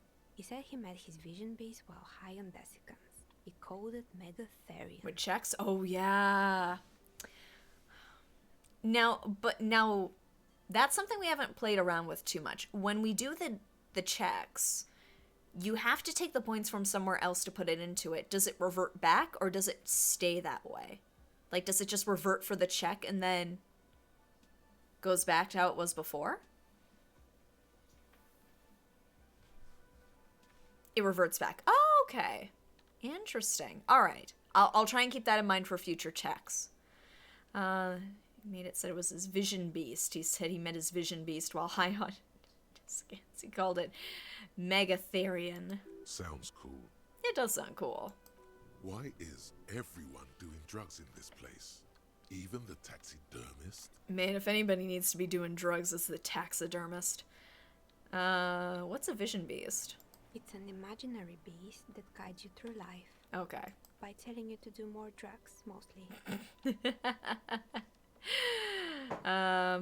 I don't do drugs. I don't have a comment on drugs. Understandable. You shouldn't do them. You're a police officer after all. Yeah, that's why I shouldn't. Anyway, now you know the story of the fallen ice cream empire. She seems almost sad finishing the story. Anything else? Another failed business, perhaps? Good. I hope it clarified things a bit. What else? Now, unfortunately, we've come up on time for tonight. And I have so many more things I need to ask this woman, but unfortunately, we have run out of time. Oh, I can rename it? I didn't realize I could rename them. There we go. All right. So many questions, not enough time. I know. Oh, man. But it's cool. We've got to check out, like, a creepy area. We got to meet a dice maker. We got to find out about like a radio D&D campaign they've been running. Like there's some interesting stuff here. And the thing is too, it's like none of this has like anything to do with the murder. Like it's some little thing off to the side where something neat is happening and you want to investigate it. I don't know what's gonna happen when it comes to like nighttime. Like, am I gonna sleep? Is Kim gonna come with me? Are we gonna split up and meet back tomorrow? Like, what's gonna happen? So I guess we're gonna find out on the next stream, which is gonna be on Monday at 7:30, and I hope you'll join me for that. And if anything happens between now and then and I need to reschedule, Twitter is gonna be where you're gonna get those details. Or, if you feel like it, you can always join me on my Discord server, which I will put up an invite for those who are interested. Let me just pull one of these up. Here we go. For those who are interested in just getting the latest on the next stream or just goofing off and posting memes, it's a good time. But thank you guys so much for joining me tonight. I feel like, yeah, like we did a lot. Like, we aren't building towards the main thing, but we got some stuff done, and oh my god, I finally got some money. I don't know how much money I owe the guy at the hostel, but hopefully this will help. I don't think he ever actually gave me a solid dollar amount. So I don't know. So maybe I might have to pay him another visit just to see that, hey, I've got $9. Is this enough? It's how much books cost. It's probably not enough. But in any case, guys, again, thank you so much for joining me tonight. It's been a lot of fun. We got some new mysteries to figure out, and I think we solved maybe one of them. We harassed a bookshop owner. It's a room. How much can it cost? Just put it on my policeman's tab. In any case, I hope you guys have a great rest of your week. I hope you have a great weekend, and hopefully I will see you on Monday night at 7:30 when I continue to interrogate the Dice Maker in Disco Elysium, the final cut. Have a good one, guys. I'll see you next week.